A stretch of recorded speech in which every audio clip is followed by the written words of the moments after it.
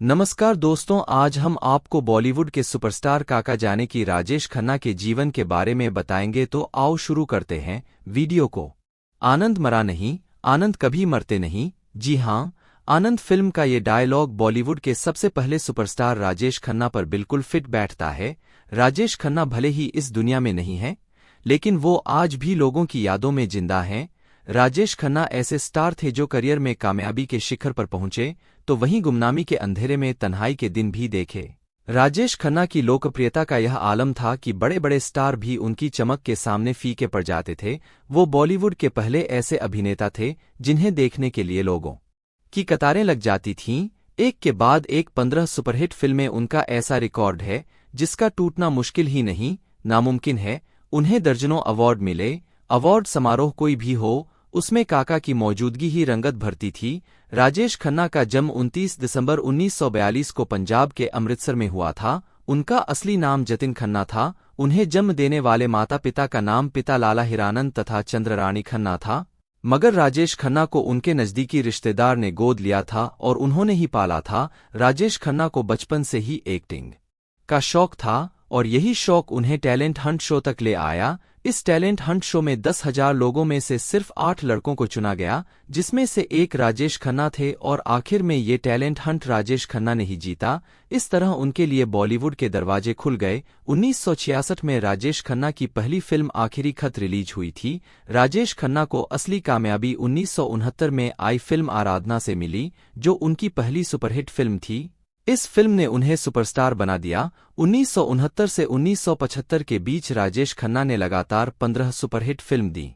देश भर में उनका ऐसा जादू चला कि उस दौर में पैदा होने वाले ज्यादातर बच्चों के नाम राजेश रखे जाने लगे। देश भर में उनको लेकर ऐसी दीवानगी थी कि पूरा देश उन्हें काका कहकर बुलाने लगा। उस दौर में एक कहावत मशहूर हुआ करती थी, ऊपर आका और नीचे काका। उस दौर में राजेश खन्ना ने जो लोकप्रियता हासिल की थी, आज के जमाने में उसके आसपास भी कोई नहीं पहुंच सकता। उस दौर के स्टाइलिश और हैंडसम हीरो थे राजेश खन्ना।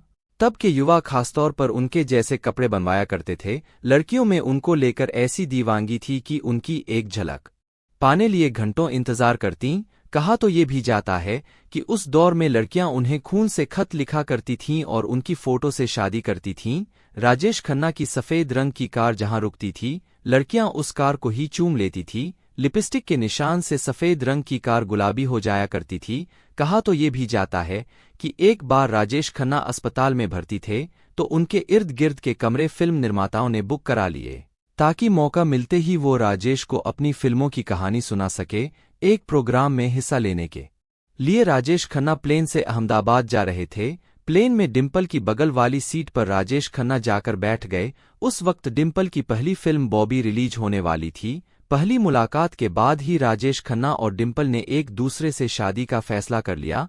हालांकि दोनों की उम्र में काफी फासला था, लेकिन प्यार के आगे मजबूर इस जोड़े ने 1973 में शादी कर ली। उनकी बेटियों हैं ट्विंकल खन्ना और रिंकी खन्ना है। ट्विंकल खन्ना बॉलीवुड अभिनेता अक्षय कुमार की पत्नी है। हालांकि राजेश खन्ना और डिम्पल की शादी ज्यादा दिन तक नहीं चल पाई और 1984 में दोनों अलग हो गए। अमिताभ बच्चन जिस दौर में फिल्मों में अपनी पहचान बनाने की कोशिश कर रहे थे, उस वक्त राजेश खन्ना सुपरस्टार हुआ करते थे। दोनों की पहली मुलाकात आनंद फिल्म के सेट पर हुई थी। इस फिल्म में आनंद की मौत के बाद भास्कर बनर्जी बने अमिताभ के आंसुओं ने लाखों लोगों को रुला दिया था। आनंद के एक एक डायलॉग से राजेश खन्ना को दर्शकों की तालियां मिलीं।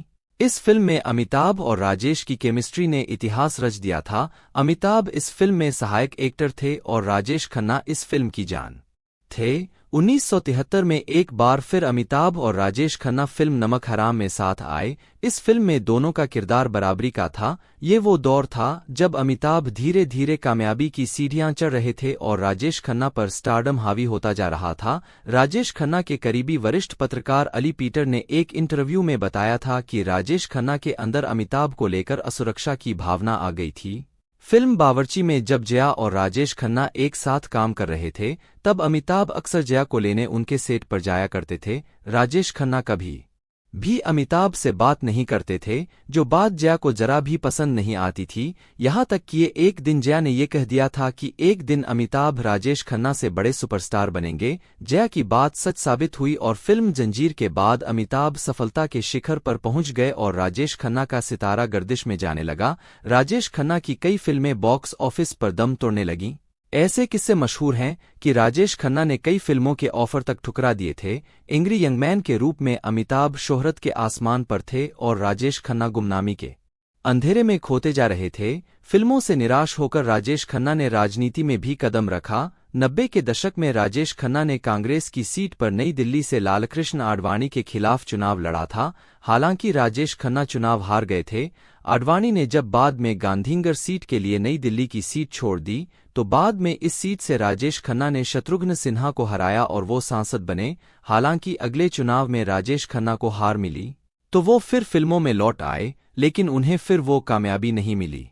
18 जुलाई 2012 को राजेश खन्ना ने इस दुनिया को अलविदा कह दिया, लेकिन उनकी फिल्में यादें, फिल्मों के डायलॉग आज भी हमारे बीच जिंदा है।